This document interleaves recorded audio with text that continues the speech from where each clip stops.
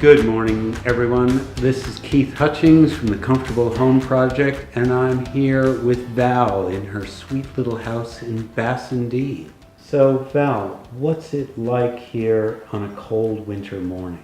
If the day's been warm the day before, it holds its heat well. Yeah. If I've had the fire going the night before, it holds its heat well. It's amazing how quickly the stove does heat the place. You know, one little thing in the corner of one room. If it's under 10 degrees, you go outside, and that's always a shock because I don't think it gets down very low in here. So then the other side of it, what's it like here on a hot summer afternoon? Hot summer's afternoons, as long as I've closed the place up during the tricky part of the day, it's beautiful. The house has been designed so that it catches the first bit of wind, the breeze as it comes in. So if I then open windows to receive the breeze, any sort of stuffiness will just go and I'll forget about the stuffiness. Or I've got the ceiling fans and they move the air beautifully. I notice you've got these high windows up here, Yeah. so they really pull the heat that's out right. of the house. That's right. So I can have the lower level can be closed up and have windows open on the windward side, and it just sort of moves the air. This is the tricky question. Do you know what this place costs to build? It cost $340,000 for the builder. There were some add-ons that I did outside of the building contract, which included the painting, probably up to about $350,000. We did the math and worked out how much it cost per square meter. That was...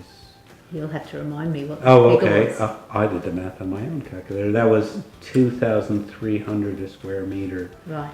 Which is a little bit on the high side for a custom build. But you said the earthworks were expensive here because of... Yes, we're on heavy clay here, and that made a real difference to the amount of effort that was taken to prepare the site.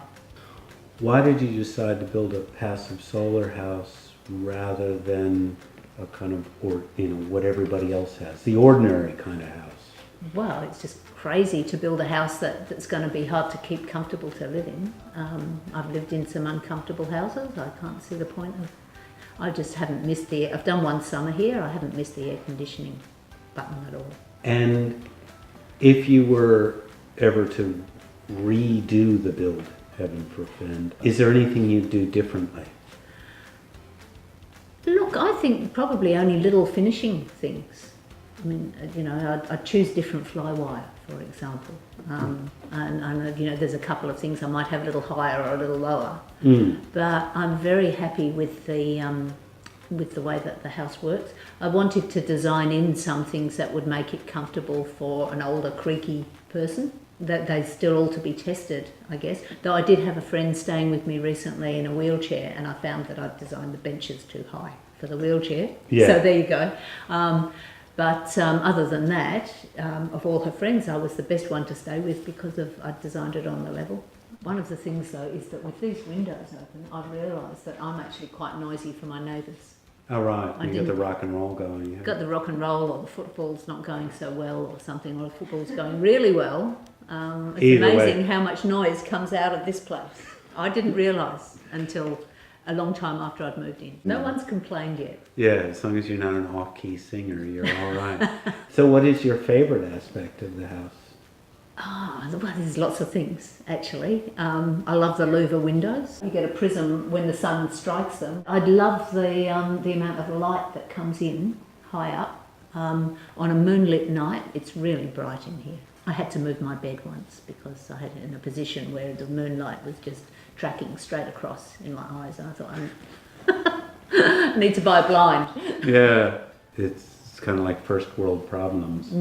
My house is too light. Has too much moonlight. And yeah, it's too comfortable. Yes.